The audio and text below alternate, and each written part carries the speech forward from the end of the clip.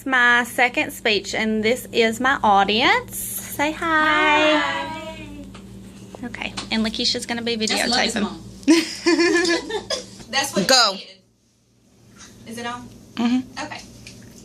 Good afternoon. This is Mary Rogers, and I will be doing my informative speech on 9/11. Okay.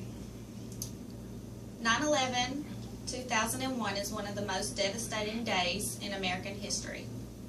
It seems like yesterday that this tragic event occurred, but it was actually 12 years ago. First of all, I want to give you a couple of quotes from George W. Bush that touched my heart. The pictures of airplanes flying into buildings, fires burning, huge structures collapsing have filled us with disbelief, terrible sadness, and a quiet, unyielding anger.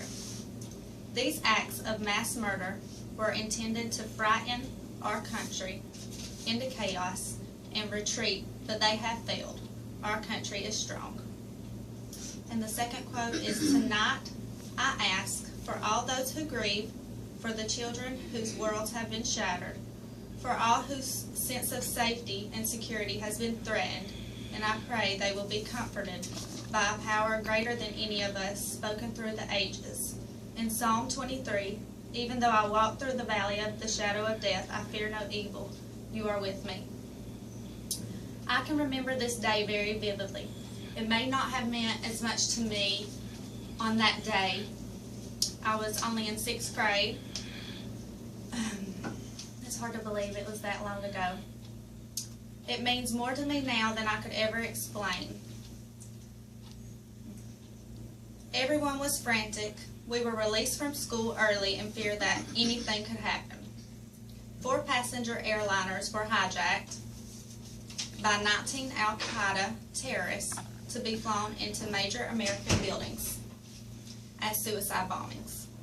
2 of those planes were American Airlines Flight 11 and United Airlines Flight 175. These 2 planes were crashed into the north and south towers of the World Trade Center complex in New York City. Within 2 hours, both buildings collapsed, sending debris and smoke flying and damaging 10 surrounding buildings.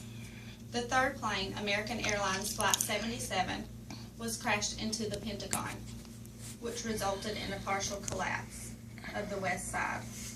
The 4th plane, United Airlines Flight 93, was targeted at Washington, D.C., but was unsuccessful and crashed into a field near Shanksville, Pennsylvania. In total, almost 3,000 people were killed in this horrid crash. That number also includes the 227 civilians and 19 terrorists aboard the planes. It is also now labeled as one of the deadliest incidents for firefighters in the history of the United States. The United States quickly suspected that Al-Qaeda and their leader, Osama bin Laden, were responsible for this horrendous attack. This attack launched the War on Terror and deployed many U.S. troops. This war is still ongoing, but rumor has it that it will soon end. Osama bin Laden was assassinated by U.S. forces, Navy SEALs, in May 2011. This day will forever be a part of American history. It has not only caused extreme emotional damage, but also destructive damage. Many families have lost loved ones on these days, and families have also lost members that serve our country with this ongoing war over the years. These people's lives can never be recovered, but they will forever be remembered and thanked. And I also have some pictures of 9/11. Okay. These are both of the Twin Towers. Sorry, it's not in color.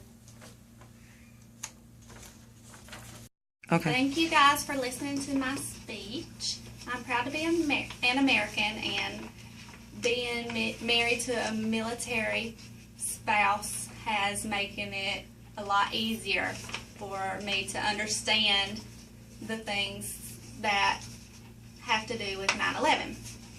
Thank you guys for listening to my speech and being my audience. I hope you guys enjoy. Thanks. Nice.